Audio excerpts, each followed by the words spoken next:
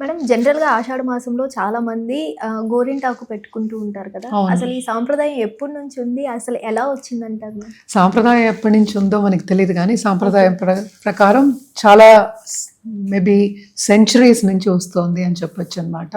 Okay. ఏదైనా సరే మనం చూసాము అంటే కూడా ఇప్పుడు ఆషాఢ మాసం కానీ ఏదైనా సరే ఇప్పుడు సంక్రాంతి వచ్చినప్పటికీ ఇప్పుడు మళ్ళీ వినాయక చవితి వస్తుంది, హ్మ్. తర్వాత వరలక్ష్మి వ్రతాలు అన్నీ ఏంటంటే ఎవ్రీథింగ్ ఇస్ సీజనల్. ఓకే. అంటే ఇదివరకు ఎలా ఉండేది, మామూలు వాళ్ళ దగ్గర క్యాలెండర్ కూడా ఉండేది కాదు. అంటే ఈ రోజు ఇది అవును. ఇది ఈ రోజు ఇది ఇది ఇవన్నీ తెలిసేవి కాదనమాట. కానీ సీజన్స్ని బట్టి వాళ్ళు చెప్పేసేవాళ్ళు. ఇప్పుడు ఓకే. ఫార్మర్స్ ఉన్నారనుకో, లేకపోతే ఎవరైనా ఇంట్లో వాళ్ళైనా సరే హ్మ్. మన ఈ పంచభూతాలని చూసి దాన్ని అనలైజ్ చేసి కనుక్కునేవారు వెరీ అవును. ఈజీలీ.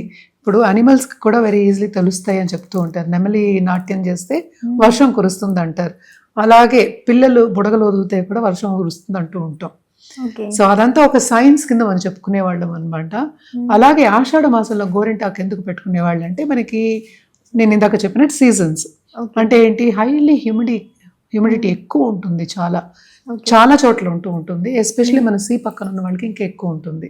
చల్లదనం ఉంటుంది, హ్యూమిడిటీ ఉంటుంది. అంటే ఏంటి, స్కిన్ అంతా కూడా పాడైపోయే ఛాన్సెస్, మనకున్న ఇన్ఫెక్షన్స్ వచ్చే ఛాన్సెస్ ఉంటాయి. సో గోరింటాకు పెట్టుకున్నప్పుడు మనకి గోరింటాకు ఏంటంటే ఇదివరకులాగా ఇప్పుడు మెహందీ కోన్స్ కాదు కదా. అవును. ఇప్పుడు మెహందీ కోన్స్ అని ఏవో పెడుతున్నారు, దాంట్లో కెమికల్స్ యాడ్ చేస్తున్నారు. మన అలా కాదు, చెట్లోంచి కోసి మాకు రుబ్బి మాకు పెట్టేవాళ్ళు, మా పని వాళ్ళు కూడా అట్లనే చేసేవాళ్ళు. సో అది పెట్టుకున్నప్పుడు ఏమవుతుందంటే స్కిన్కి ప్రొటెక్షన్ అనేది ఉంటుందన్నమాట. ఓకే. సో అందుకోసం అని గోరింటాకు అప్పుడు ఆషాఢ మాసంలో పెట్టుకోవాలి అనేది ఆన్మాయితీ కింద వస్తూ ఉండిందనమాట. ఓకే. పెట్టుకోవడం పెట్టుకోకపోవడం ఎవరిష్టం వాళ్ళది, బట్ జనరల్గా అయితే ఇది ఆన్మాయితీ. ఓకే. అంటే ఇది వరకు ఇంకోటి కూడా చెప్పాలి అంటే కూడా చదువుకునే వాళ్ళు కాదు, అంటే అవును. లేడీస్ అసలు బయటికి వెళ్ళే వాళ్ళు కాదు. సో ఇదేంటంటే వాళ్ళకి ఒక ఆనందం కింద ఉండేది. అట్ ద సేమ్ టైం ఏంటంటే ఒక కాలక్షేపం అందాము. సో అందరూ పెట్టుకునేవాళ్ళు, అందరూ కలుసుకునేవాళ్ళు. అంటే గోరింటాకు పెట్టుకుంటే మనం తినడానికి కూడా ఉండేది కాదు కదా. సో ఏమి పని చేయడానికి ఉండేది కదా. అప్పుడు మనకి సెల్ ఫోన్స్ కూడా లేవనుకో, అది వేరే విషయం. ఇప్పుడు సెల్ ఫోన్స్ ఉంటే నోటిఫికేషన్ ఇమీడియట్గా చూడాలి, లేకపోతే మనకి పిచ్చెక్కుతుంది. అట్లాంటి ఒక సిచ్యువేషన్ వచ్చింది ఇప్పుడు. అలాగే పని చేసేవాళ్ళు కాదు. సో అందుకోసం ఏంటంటే ఖాళీగా ఉండేవాళ్ళు కనుక పెట్టుకునేవాళ్ళు. అదే ఆన్మైత్ కింద వచ్చింది, అదేంటంటే ఒక ఆచారం కింద అందరూ ఏమో పెట్టుకోవాలని చెప్పేవాళ్ళు అనమాట. బట్ ఏదైనా సరే మనం కాపాడుకోవడానికి మనకి నేచర్ కూడా మనకి ఎన్ని ఇచ్చింది చూడు. సో అటు గోరింటాకు ఇచ్చిన, అప్పుడు హ్యూమిడిటీ ఇచ్చిన, పాడు చేసేది ఇస్తే అక్కడ బ్యాలెన్స్ చేయడానికి కూడా మనకి యూనివర్సే ఇచ్చింది. సో ఏదైనా సరే మన మంచి గురించి మనం చెప్పడానికి, మనం మంచికే చేయడానికి ఆషాఢ మాసంలో పెట్టుకునేవాళ్ళు అనమాట. ఇంకోటి కూడా ఆచారం ఉంటుంది ఎప్పుడు, ఏంటంటే కొత్త కోడళ్ళు అత్తగారు కలిసి ఉండకూడదు అనేది ఒక ఆచారం అనమాట. అంటే కొత్త కోడళ్ళు ఉండకూడదు అంటే ఏంటంటే ఇదివరకు ఎలా ఆలోచించేవాళ్ళు వాళ్ళు, ఇప్పుడు సపోజ్ ఇప్పుడు కొత్తగా ఉంటే జంట కలిస్తే కనుక ఇద్దరును పిల్లలు ఈ టైంలో కన్సీవ్ అయితే ప్రాబ్లమ్స్ వచ్చే ఛాన్సెస్ ఉన్నాయి అనేది వాళ్ళ ఇదనమాట. దాన్ని బట్టి చెప్పేవాళ్ళు. అదొకటి. రెండో కారణం ఏంటంటే ఇప్పుడు అత్తగారు కోడలు గడప దాటితే కనుక వాళ్ళకి పడదు, కొట్టుకుంటారు, ఏదో ఒక గొడవ వస్తుంది అనేది ఒక నమ్మకం కింద ఉండేదన్నమాట. ఆషాఢ మాసంలో పంపించేసేవాళ్ళు. ఓకే. నా ప్రకారం ఏంటంటే రెండు విధంగా అది పనికొస్తుంది. ఎందుకంటే ఇదివరకు నేను ఇందాకనే చెప్పినట్టు అసలు ఆడవాళ్ళు బయటికి వెళ్ళేవాళ్ళు కాదు, ఉద్యోగాలు లేవు, అట్ ద సేమ్ టైం చదువు కూడా ఉండేది. ఎప్పుడు వంటింట్లోనే ఉండేవాళ్ళు. ఓకే. వంటింట్లోనే. అండ్ ఆల్సో అదొక రెస్పాన్సిబిలిటీ కదా. ఇప్పుడు వంటింట్లో ఉండడం, పొద్దున్న నుంచి తెల్లారగట్ట నుంచి వాళ్ళకి వండి పెట్టడం, ఎవరికి ఏం కావాలో చూసుకోవడం, పెద్దవాళ్ళని చూసుకోవడము, ఇల్లు చక్క పెట్టుకోవడం, ఇవే చేసేవాళ్ళు ఎక్కువ. సో దానికి ఒక బ్రేక్ కింద కూడా ఉండేది. అండ్ ఆల్సో ఏంటంటే బ్రేక్ అంటే కొంచెం రెస్ట్ పీరియడ్.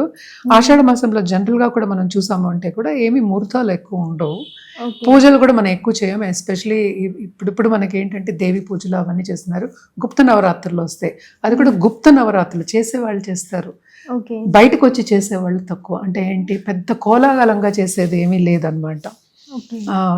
సో బతుకమ్మ అవన్నీ చేసుకుంటారు. ఇప్పుడు తెలంగాణ వచ్చిన తర్వాత అంతా చేస్తున్నారు. సో మనకి ఎప్పటి నుంచి ఆన్మాయితీ ఉందని మనకి తెలియదు. సో జనరల్గా చేసేవాళ్ళు చేస్తారు, బట్ ఎక్కువ మనకి ముహూర్తాలు ఉండవు. అంటే ఏంటి, అందరినీ కలవడాలు కానీ ఇలాంటివన్నీ ఏమి ఎక్కువ ఉండవు. సో ఆధ్యాత్మికంగా ఎక్కువ చేసుకునేవే ఉంటాయన్నమాట. అలాగే ఏంటంటే తొలి ఏకాదశి కూడా మనం చెప్పుకోవాలి దీంట్లో.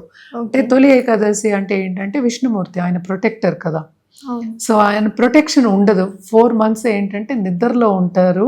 సో ఎక్కువ ఏంటంటే శుభకార్యాలు అనేవి కొంచెం తక్కువ, ప్రొటెక్షన్ ఉండదు అని చెప్పడానికి తొలి ఏకాదశి కూడా మనం చెప్పుకుంటూ ఉంటాము. సో జనరల్గా ఏంటంటే పిల్లల గురించి, మన ఫ్యూచర్ గురించి ఆలోచించి ఈ ఆషాఢ మాసంలో కలిసి ఉండకూడదు వాళ్ళు మొగలు. అట్ ద సేమ్ టైం అత్తగారితో ఉంటే దెబ్బలాట్లు వస్తాయి అని చెప్పుకునేవాళ్ళు. ఈ కాలంలో ఏముంది, మొగుడుతోనే ఉండట్లేదు, అత్తగారితో ఎవరు ఉంటున్నారు? సో ఏ కాలానికి ఆ కాలం మనం మన మైండ్ సెట్ని మైండ్ సెట్ అంటే అందరికీ అర్థమవుతుందని చెప్తున్నా, మన మనోభావాలు కానీ లేకపోతే మనం ఆలోచించే విధానం కానీ మార్చుకుంటూ ఉండాలి. ఇప్పుడు అందరూ ఉద్యోగాలు చేసుకుంటున్నారు, ఎవరిని డిస్టర్బ్ చేయట్లే, పొద్దున వంట చేయట్లే, ఎవరైనా స్విగ్గీ జొమాటోలను ఆర్డర్ చేసుకుంటున్నారు. సో ఇవన్నీ ఏంటంటే మార్పులు అనేవి వచ్చేసాయి. సో కొంతమంది ఏంటంటే సాంప్రదాయాలు పాటిస్తున్నారు. ఇప్పుడు పల్లెల్లో కూడా ఇదే పరిస్థితి, మన సిటీస్ అనక్కర్లేదు, చిన్న చిన్న పల్లెల్లో కూడా ఇదే పరిస్థితి ఉంటుంది.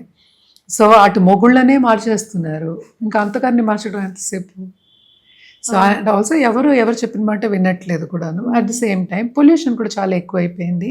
పిల్లలు కూడా మనకి ఏంటంటే ఐవీఎఫ్ చేయించుకుంటున్నారు చాలా మంది, న్యాచురల్గా అయ్యేది చాలా తక్కువ ఉంది. సో ఇవన్నీ ఏంటంటే పూర్వకాల పద్ధతుల కింద మనకి అనిపిస్తాయి, ఎందుకంటే అనాదిగా మనకి ఏంటంటే పాటిస్తూ వచ్చారు కనుక మనం చెప్పుకుంటున్నాం ఇవన్నీ.